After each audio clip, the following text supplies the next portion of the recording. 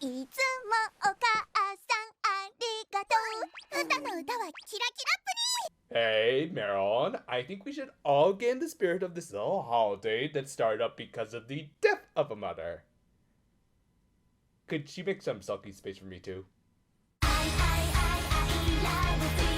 We opened this week with Kokoro opening her phone and noticing one calendar notification, and likely ignoring another one that you usually get after filling out your profile, but more on that later. Anyway, it was Mother's Day both in and out of the show, so our resident Precure decided to do something special for her mom, who was working on a frickin' Sunday. Well, okay, she was actually more likely working on that other thing we just talked about, but with Japan's economy these days, I wouldn't be too surprised if they had to do a little extra work these days. Anyway, Kokoro bought her mother a carnation for her day, which also came with a green card. She didn't know what to write on it, so she figured her senpai could give her some advice. However, they were a little busy with their own preparations and didn't want Kokoro to discover it.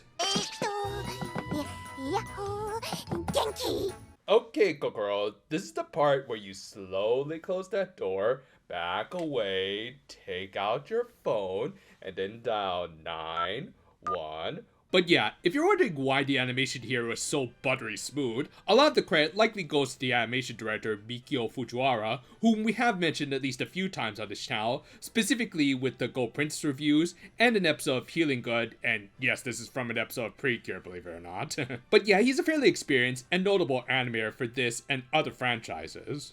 It's also worth mentioning that this is the second episode that series director Chiaki Kon is written for, and I'm sure it's just a coincidence that this one also happens to have some of the best animation of the series.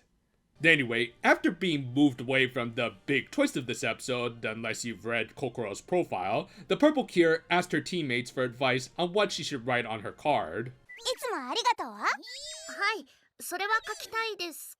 But that's exactly what you end up writing by the end of the episode.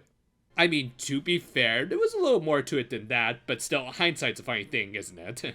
Anyway, the main takeaway from this, aside from figuring out what she's going to end up putting on that card later, was Nana's advice to first reflect on the good things that her mother had done for her to figure out what sort of feelings she wanted to return to her. With that, our original 2 cures of this season were left to continue with their preparations, though Precure wanted to know what exactly is Mother's Day, and more to the matter, what exactly is this day known as the Mother? Yeah, as it turned out, the fairies of Kira Land didn't have mothers, at least not in the traditional sense. キラキラリボンのキラキラをたくさん浴びたキラキラの木から生まれてくるのです。 So wait, does that mean that all of the fairies of this series are birthed from the same thing, and therefore these two plus Naka would be technically siblings, or were they born from different trees? I have a lot of questions.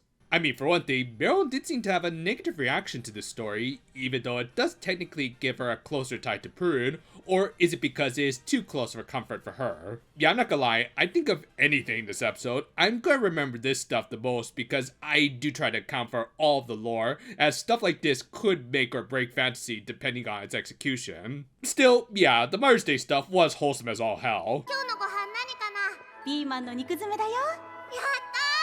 You have something you want to say, little Miss Picky Eater? Meanwhile, the Choki gang were considering who should attack this week, which obviously wasn't going to be the guy who was already acting like the employee who was winding down his final days at his workplace. 今日は母の日という贈り物をする日らしいですぞ。キラキラを集めるチャンスじゃない。 Actually, I think you wanted to ask if Dami Mommies like you counted, and if he should gift you something to step on. Of course, it fell on Zachary, who just so happened to target Mrs. Shigure. Fortunately, Kokoro was nearby, and she got a justified solo transformation, made even better by the fact that this was going to be the only transformation this week, so no waste of time at all, and it was all given to Mikio Fujiwara and his brand of Sakuga fights. And while I wouldn't exactly say he's Itooka tier, at least in terms of pure quality, his usage of angles and perspectives do get across the speed and action of the scene really well. He especially seems to like his running animations, which when Kokoro was desperately trying to reach the monster to save her mother, really helped to raise the drama of the scene. And honestly, I kind of wish they just stuck to that sort of drama in the action, because as wholesome as Kokoro's flashbacks have been, they did get a bit too heavy for my taste. It's not exactly Yayoi remembering her father take her to the church, but can we lighten up on the trauma dumping for this poor girl? It feels like we've been doing that ever since her debut. Thankfully, her friends were there to both emotionally and physically support her by distracting the monster. At the same time, Prune and just Prune were cheering them on. Yeah, for whatever reason, Meron chose not to cheer for them this week, even though that was like her big development in the last episode. Really, it just proves that that was a pretty worthless episode, as the continuity kind of works better if you just ignore it anyway. If anything, it at least means that we could have gotten to a much better episode here, with Kokoro winning out in an emotional beam spam battle through her love for her mother. さっくりいい話じゃねえか。 Well, so much for our villain of the series. And with that, they finished off the mother monster, and I think we need to use the most appropriate explosion this week.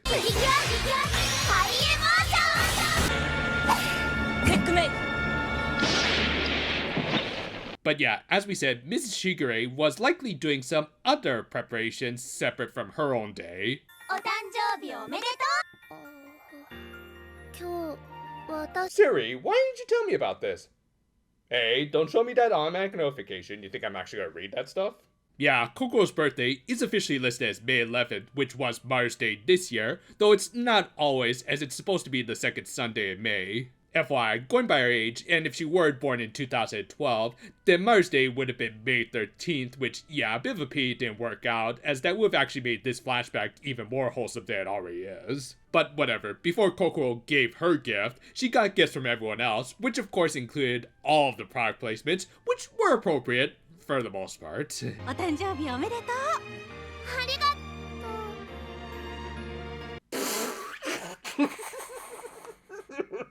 Yeah, I guess it's the thought that counts and everything, but come on, we've all made that face when we end up getting double gifted. And I'm not gonna lie, it kind of dampers the wholesomeness of the scene through its awkwardness, so I'm not even sure why they included it, but whatever. The episode ended with Kokoro giving her mother the carnation and her card that really didn't need to say much than it already did, as she had already relayed most of her feelings to her mother, and the tree fairies hinted at their own Yuriful adventures next week, where hopefully they'll clarify more about the tree stuff. Yeah, this is another really nice Kokoro episode that celebrated this holiday. There were just a lot of really good emotional scenes here that were thankfully held up by some much better animation. However, I will admit, it does feel a little off-putting that Kokoro got another spotlight episode when the other characters of the show kind of need it too.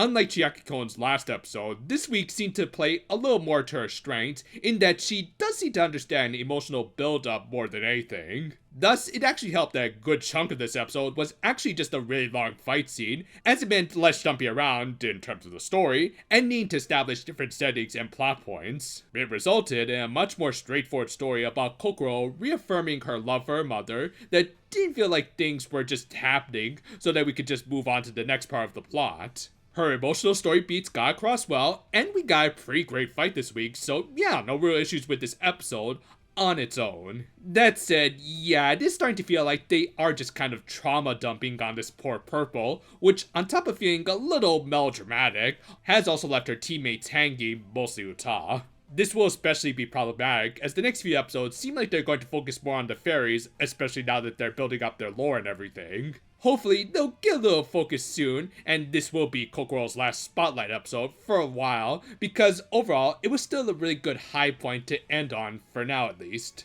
Always remember to respect your mothers, or a powerful beast will descend upon you, and by that I mean, of course, Mr. T. Mama, so treat her right, treat her right. Thanks for watching, and if you just so happen to be watching this video with your mother, well, unfortunately all I can say is that your kid is kind of crazy lately.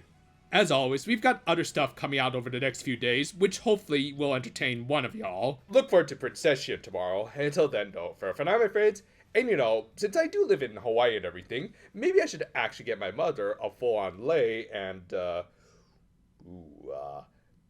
I'll get her a single flower.